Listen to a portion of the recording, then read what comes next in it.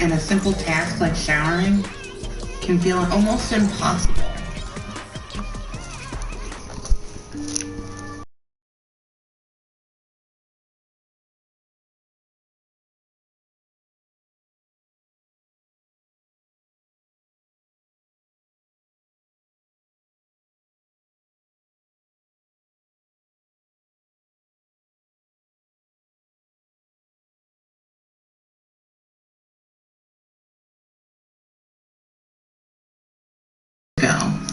But I refuse to let him help me shower because I've never wanted to be that burden. The thought of having to ask him for help to care for myself is mortifying. And I can't have him seem like this because I hate my body. It's disgusting. And living in this body is my worst nightmare. Myself in a picture or in a mirror, you almost would think that shouldn't that be enough? But I get so depressed by it that I go to what is the most comforting, which is food. And as far back as I can remember, food has always been what has consoled me.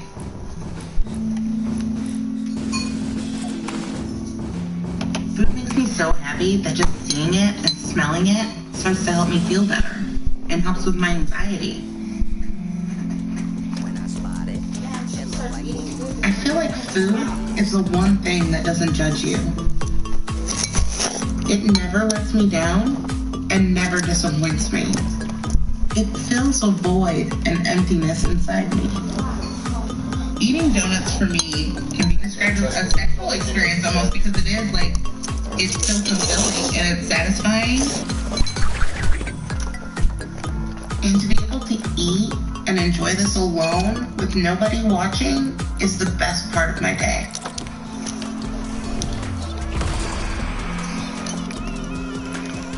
But once I start, I can't stop. And unfortunately, my addiction to food has only gotten worse over the years. Never in my life did I think this is where I would end up. At 600 pounds.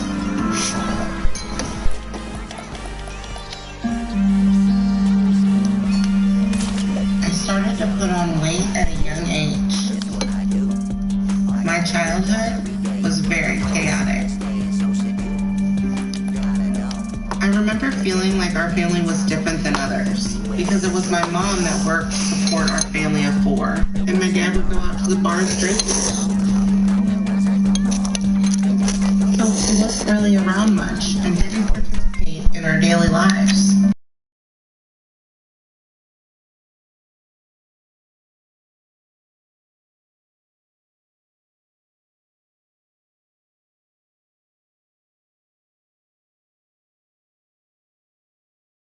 Grandma Faye, I wouldn't have had anyone because she's really who I feel like raised me and took care of me. When my parents would fight, she would try to distract me with ice cream. And I remember how it made me feel better. And so sugar became the thing in my life with my grandmother that I knew could make me feel better when I was afraid of sick. And by the time I was 7, I was around 160 pounds. My mom began to hear from family and friends that there was something wrong with me, that I have a problem. And she felt like I made her look bad as a mother. So she would scream at me for eating and told me I was getting too fat. I started to worry about Alicia's weight. In grade school, you would hear remarks from other people and wonder maybe I should be more worried than I am. I thought maybe she would outgrow it, but she didn't. So my eating just got worse because I was more depressed and I kept going. And I hit 200 pounds by the time I was 10. And that's when my life came crashing down. My grandma Faye was diagnosed with lung cancer, and I'd go to visit her daily in the hospital. But then one day I could tell tell she was getting worse. She was hooked up to more and more wires. It freaked me out. And I left without saying goodbye to her. She passed away that night. She was the person I most loved, and I didn't get to say goodbye. I was shattered, but I had no one at that point. My mom was embarrassed by me, and my dad was barely around, and the only person who would love me was gone. And eating not only helped me with the pain, but it made me feel like my grandma was back with me, because that's what we shared together. So I would begin sneaking food at night. I didn't want my mom to see how much I was eating, because she was already embarrassed of me. And I was eating constantly. So I gained another 80 pounds over the next 2 years. And I was getting close to 300 pounds by the time I was 14. Before I went to bed, I would pray that I would wake up skinny, but I was always the same fat kid in the morning. My mom was so ashamed, she put me in a weight loss club. I was really angry at my mom that she made me go to those meetings. And she would say, I don't want to go to this either. I'm doing this for you. But I started to think that the only thing that mattered to my mom was my weight. I was just a number and no longer a person. And by the time I was 18, I was over 400 pounds. But my weight never held me back. I still had friends and I'd still go out. I even dated.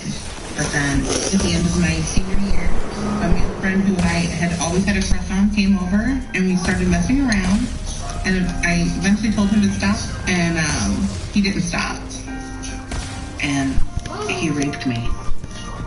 I felt just really weak and helpless, and also I felt a lot of shame. I felt like I had no one to turn to. Who's gonna believe me? Who's gonna believe that he raped you? Because why would he want to? Fat girls don't get raped. So I hid what happened from everyone, and I did what I knew. I ate to deal with the pain. When I was 20, my weight got to over 500 pounds, and I was no longer able to function like a normal person. This is not the life I wanted her to have. I wanted her to be happy and active and healthy. Sometimes you lose control of what's going on, and you don't realize it until it's too late. So I dropped out of college and gave up my dream of being a kindergarten teacher. I felt like a complete failure. I felt like I was never going to have a fulfilling life. And I was contemplating suicide often. It would be my escape from all the disappointments. I was tired of feeling like a failure to my mom, to my family, and to myself. And the pain and struggle was becoming too much. And I just wanted to end it. And I think I would have done that, but when I met Tim. We met 6 years ago, and we connected quickly because we were both addicts. He was addicted to drugs. And so he understood my addiction to food and didn't judge me. When Alicia and I first met, what I did notice was just her carefree spirit, her laugh, and her size didn't bother me, and I really liked being with her. She was always laughing and smiling. Really? But now it's almost like she's a totally different person. And our relationship has grown stagnant. And as time goes on, Alicia doesn't want to do hardly anything at all. She just wants to sit in front of the TV and eat. Which really frustrates me because we have a life to live together. Tim was addicted to drugs, but he... Oh my gosh! And now I'm the one killing myself. Because I can't stop myself from eating. If there's any food in the house, I eat it. So we run out of food quickly. So when Tim's at work and we're out, the only way I can eat is to go get it myself. I can't wait all day for him to get home. What? How does he give me 100? How does he give me 100? The only thing I'm really living for at this point is the next meal. But it's not easy for me. I am the heaviest I've ever been. 600 So damage, getting into the that car is difficult and challenging, and I barely fit. Die. I hate going to the grocery store. Bro, really? I have anxiety about being in public. Oh my gosh! Because I have a fear of people judging me. And if it wasn't to get food for the rest of the day, then I would literally never go out. I can feel people looking at me. I can feel their stares. I feel like an animal that people are looking at to see what I will put in my cart next. But I ignore it all because when I see all this food, especially all the carbs and sweets, it makes me feel happy. Hello, how are you? Good, thank you. I get excited to know. No! I got 2 partiers! No! I got double team! As long as I can remember, food has always been a part of my life. But now, all I think about is food. If I'm out, it's almost impossible for me not to stop somewhere and get food. It's okay, it's almost like a reward. Well, you reward yourself because you got out. So good job for getting out, walking around the whole grocery store. Now, get some food. I get 2 of the 5-piece French bread meals, mashed potatoes, and gravy. And can I also get 9 of your Finally, two kills in a row. Poppers? I know I'm eating. Oh my gosh, 3 kills in a row. Goes away. And once I crave something, I have to have it. Oh my gosh. Thank you so much. Have a wonderful day.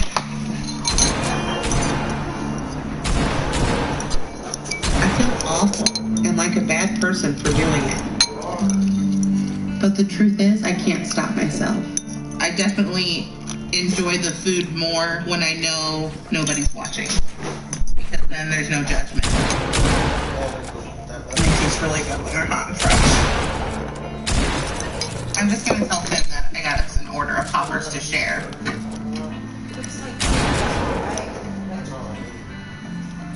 I am not honest with Tim about how much I eat. And I hate that I'm lying to him. I mean, technically, that's not really a lie, because it is for us to share. He just doesn't know exactly how many were in there to begin with. What? How? You shot me like 2 times and I'm dead. I shot you like 1 time and I still died. I shot you like 1 time and you... Don't you dare, bro. Don't you dare. And I beat myself up every day about it because at the end of the day, it is my choices that have gotten me where I am. The one thing. Oh my gosh! I shot this guy in the face and he barely had any, he still shot me. What the heck? There is an empty void inside me that needs to be filled with food. Just figured out I could rebuild my stuff. Just figured that out. Oh my gosh! You see this guy know I'm trying to kill somebody? This guy know. Oh my gosh! Set me in a trap just to get 2 parties. Just to get 2 parties. It's been frustrating watching Alicia gain weight over the years. What she was able to do a year ago, she can't do now. Of course. I feel helpless in getting Alicia out of her addiction. I haven't cared about anything. It's like they're on the same team. They're not on the same team. I don't want to watch somebody I love die. Oh my gosh! How did he get? Oh, he really had to use his pickaxe on me. It's not pickaxe My addiction wars. has taken over my life and my relationship with him. And it's has to be hard for him to know that at this size, I may not have much longer. And I can't bear the thought of leaving him. But I am killing myself, and I can't stop it. Yeah, nice try. If I don't get help, I don't. could be dead. Find a calcium. Doesn't it give me help every time I kill somebody? Does it do that?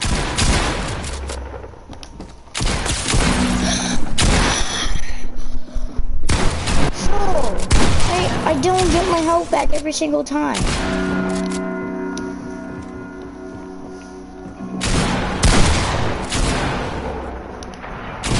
No. Today's the big day. Really? Tim and I will be making a long drive to Houston to see Now Dr. it's just Now. you. Now it's you. Now it's gotta be you. No, I'm trying to kill somebody. Stop it! Ready? Yes. You only have my purse. Yeah. But I have Tim by my side, so I feel like I at least have a fighting chance to make it. Oh my god. I'll be back in. Alright. They don't. What's these guys are But going? my real concern is the effect that this trip will have on my body. I'm really She's not a fussing war. Alicia, I'll Then we'll be dying. prepare for how she's gonna feel. And so it's gonna be doing this right. I don't care either how you. Can you stop doing Car's all packed these up. staircase battle?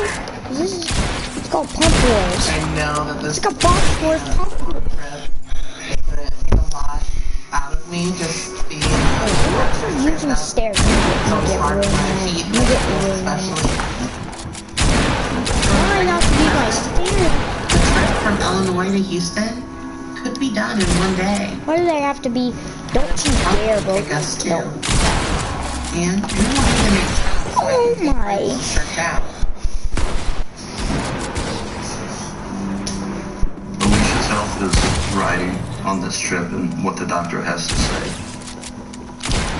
I hope the doctor says, let's do this. Oh my kill. There will be days for both of us. How? I did not do anything. How? I shot you so many times. Shot you so. Of course, I think that'd be good for you. I Gio, calm like to down. burden him with my pain. The last time. And I have a tendency to internalize and hold it in until I can't take it anymore. I know he doesn't think this, but nobody needs to hear about how bad it's hurting. And I conditioned myself to think and feel that way for so long. I just don't want to do it. Let me rub it. Right over here. Right there. Yeah, sure looks bruised. See ya.